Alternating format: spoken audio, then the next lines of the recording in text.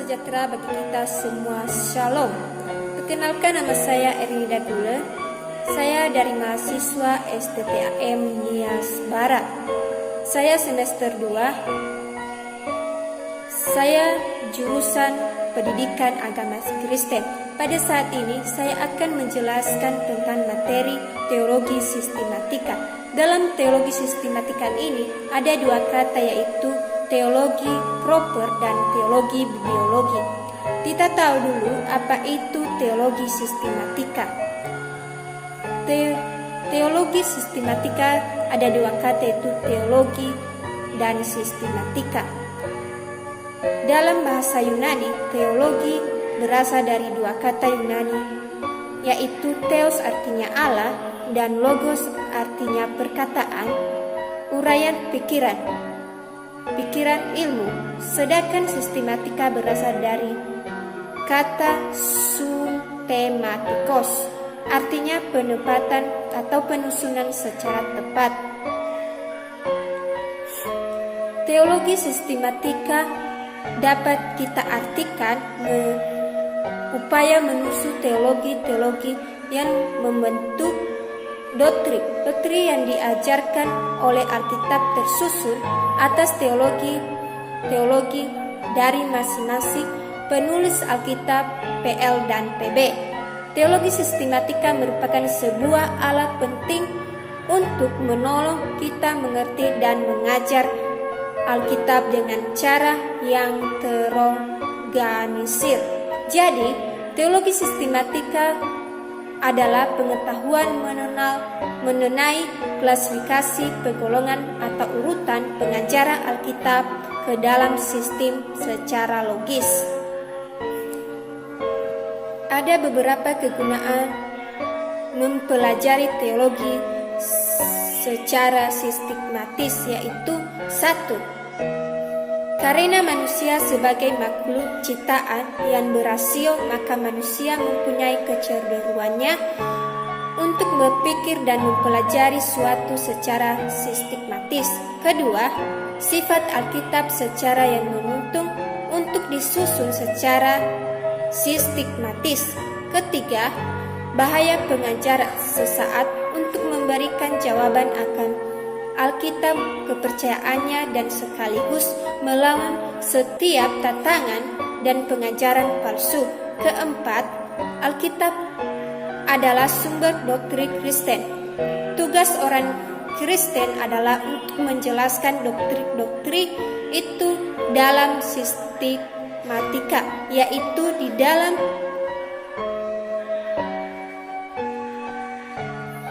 dalam sistematika yang baik dan di dalam konteks yang tepat, sehingga dapat menjawab pertanyaan apa yang diajarkan oleh Alkitab kepada kita untuk zaman ini. 5. Alkitab adalah pedoman hidup Kristen. Mengerti teologi bukan hanya sekedar sebagai pengetahuan teoritis, tapi juga sebagai gaya hidup yang berintegritas. 6. Keutuhan seluruh kebenaran firman Tuhan yang bersistem saat dibutuhkan oleh pekerjaan Kristen yang efektif. Ada juga pembagian teologi dalam arti luas. Teologi sebagai keseluruh pokok studi pendidikan teologi dibagi menjadi 4, yaitu 1. Teologi biblika. 2. Teologi historika. 4. Teologi sistematika. 5.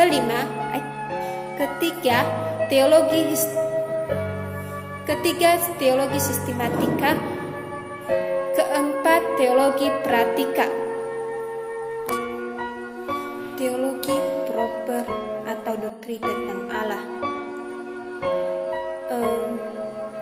Untuk seseorang mempelajari doktrin Allah, maka ia harus terlebih dahulu mempunyai presuposisi praanggapan umum sebagai berikut. 1. bahwa Allah ada peragapan, Allah ada adalah penting seperti apa yang dipaparkan oleh Alkitab.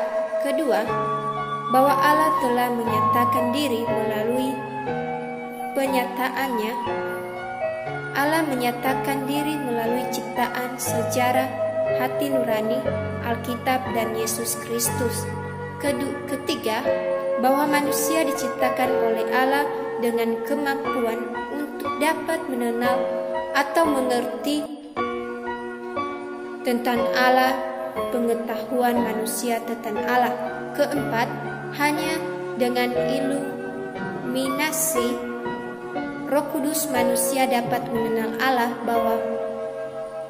bahwa karena kejatuhan manusia ke dalam dosa, maka manusia tidak lagi dapat mengenal Allah dengan benar, kecuali kalau Roh Kudus memberikan iluminasi kepada manusia. Teori-teori sekuler tentang Allah. 1. Deisme. 2. Ateisme. Ketiga, skeptisme. Keempat, agnotisme. Kelima, panteisme. Keenam, politeisme. Ketujuh, monoteisme dan keberadaan Allah. 1. Bukti Allah. 2. Bukti 2. Bentuk pengangkalan akan keberadaan Allah. Ketiga, argumentasi rasional tentang keberadaan Allah. Dan ada juga pengenalan akan Allah. 1. Kemungkinan pengenalan akan Allah. Kedua, penyangkalan kemungkinan pengenalan akan Allah.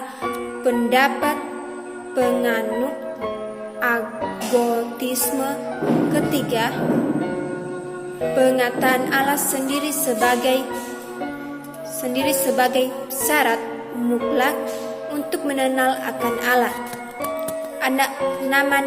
Ada juga nama-nama Allah. Nama Allah secara umum, arti nama-nama Allah dalam Alkitab Perjanjian Lama.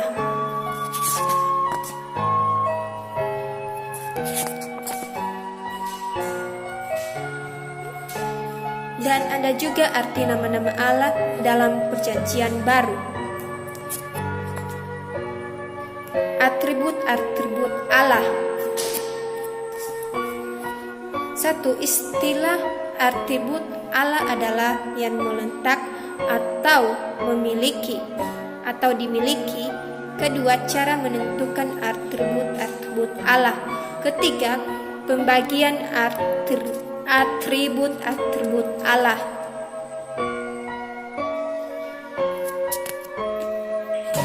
Tritunggal.